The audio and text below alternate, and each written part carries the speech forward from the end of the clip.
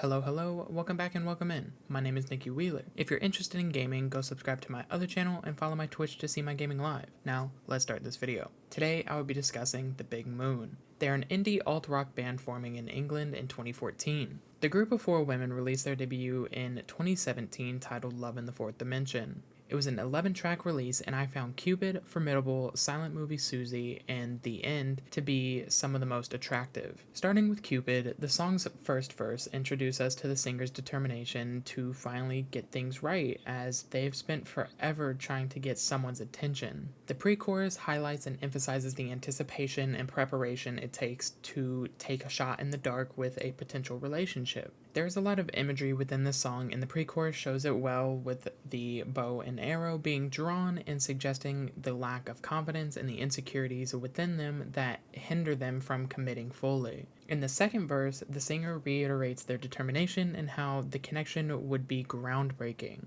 I thought that the mention of Tropical Rubicon could signify that the push they made on themselves to go beyond their comfort zone. The bridge in this song was really good, but it wasn't my favorite. The group talks about apprehension towards this romance, and it was a turning point in the narrative. They symbolically mention hitting the target another time, which was an obvious reference to them backing out and delaying the feelings of heartbreak if it went wrong. This shortcoming hinders everyone involved, and I think it was supposed to show that you should just say what you want and when the time is right. The group uses the term "sorry I'm not your guy" in a repetitious manner, and I thought it could reflect the singer's self-doubt and the realization of not meeting expectations. This song was a huge battle of emotions within oneself and the fear of commitment. I loved listening to it for the first time earlier this year when I first found this band. It's definitely one of their best songs. The next track is Formidable. Just like the 21 Pilots song, this song is about strength and love and the unwavering support within a relationship. In the first verse, I thought the lyrics were telling me that the singer's lover may be facing some difficulties with the line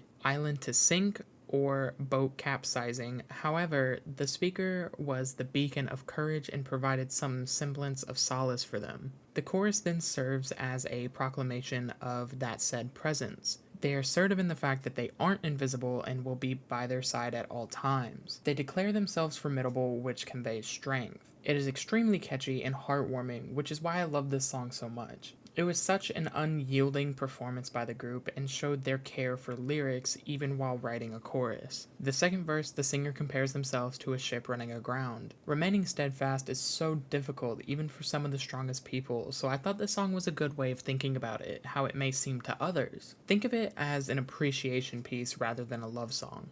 The third song that I liked and wanted to talk about was Silent Movie Susie. After what seemed to be a disappearance or ghosting situation, this song takes place and is about a longing for the person who disappeared to return. In the verses, we see the singer depict their desire for Susie to save them and wonders if they will be reunited at some point. I also thought that some of the lyrics made it seem like the singer was trapped in a situation where they were unable to express their true emotions, which is similar to a silent movie. They used repetition, again, to emphasize the emptiness and loss without Susie throughout the chorus. The bridge is so incredible on this song because it was a direct call out to Susie, in desperation, asking for her to come back. It was captivating to me. Everything about it seemed surreal and kept me invested in the album. The final song I wanted to talk about in this album was The End. This song delves into the experience itself of falling in love unexpectedly and the ensuing confusion and vulnerability.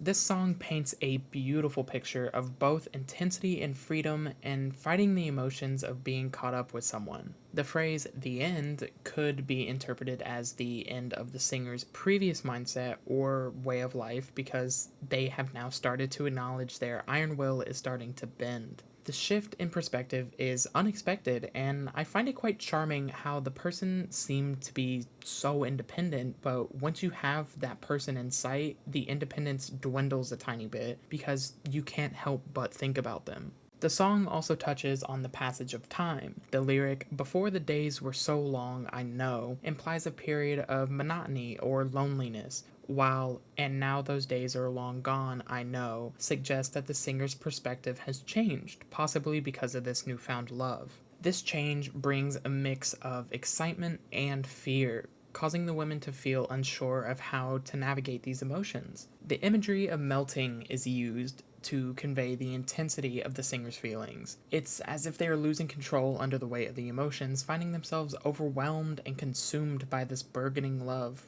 The repetition of the word melting emphasizes the impact it has on them. I think that's what this album as a whole did as well, and definitely exceeded at, was imagery. The pictures they put into the world come so easily while you listen because you don't even really have to think about it. Overall, this album was a great way to enter the scene as artists, and it showed they had so much potential and room to grow, but knew they would make some sort of impact. That moves me into the second studio album, Walking Like We Do. This record is probably my favorite from the group, and the top tracks from this one are Barcelona, Dog Eat Dog, and Take a Piece. Starting with Barcelona, because it explores the themes of longing and jealousy. This definitely reflects on the experience of attending a party while feeling lost and missing someone. I thought they referenced Barcelona to be a symbol of bravery and adventure, and the lyrics convey something bittersweet. You are present, but not fully engaged in what is going on around you. In the verses, we get specific with these feelings because we get the visual of friends moving away and becoming successful while you're left behind, and it feels like you just aren't on track. This leads to a feeling of envy and inadequacy, looping back to the overall topic. I think the chorus is probably my favorite part here because it kind of goes quick. It displays those feelings so easily and has the yearning for escape, but having no facilities for it. However, despite trying to convince yourself that you're okay, you confess to missing those said people. It gets all of these feelings out in a manner that can only be described as efficient because it doesn't take that long to get to the point, and the instrumental here also pushes that narrative. At the end, we get a glance of hope, maybe highlighting the contrast between past and present. It contemplates a new beginning. The next song I enjoyed a lot was Dog Eat Dog. From the get-go, I liked this song because of the title, and it did not disappoint. I was going into this track thinking it was going to be kind of cutthroat and be about a mentality complex, and it was. It's a commentary on society and how competitiveness can get ruthless. The lyrics kind of depict a world where it's believed that everyone is out for one another and is constantly striving to fulfill their own desires at the expense of others.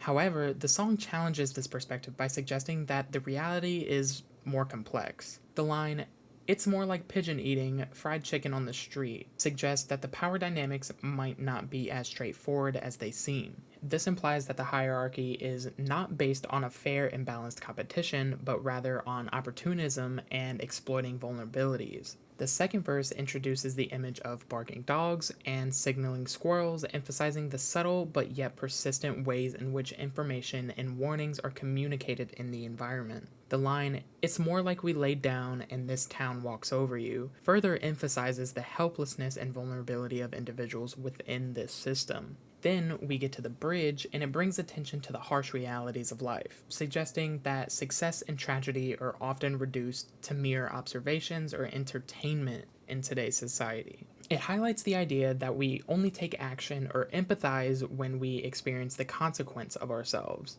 How I took the repetitive line, "Here we are," was that it serves as a reminder of our collective existence and the shared struggles we face. Overall, the song provides a critique of the competitive nature of society and how we often turn a blind eye to negative aspects that enable this dynamic. It encourages listeners to consider the complex power structures at play and to challenge that status quo. Now, to finish up this album, I wanted to talk about Take a Piece. This song seems to be about vulnerability and dependence that comes with being in love. The lyrics describe the protagonist's internal struggles as they are haunted by the thoughts and uncertainties. The voices in their head represent the constant distractions and doubts that often invade their mind. In the second verse, the protagonist compares their inner turmoil to a Western show where they may appear confident on the surface but feel lost and uncertain inside. The audience, representing others observing their struggles, may seem indifferent, but deep down everyone can sense their internal conflicts. I think this is probably why it's my favorite off of this album, because it kind of breaks the fourth wall in a way,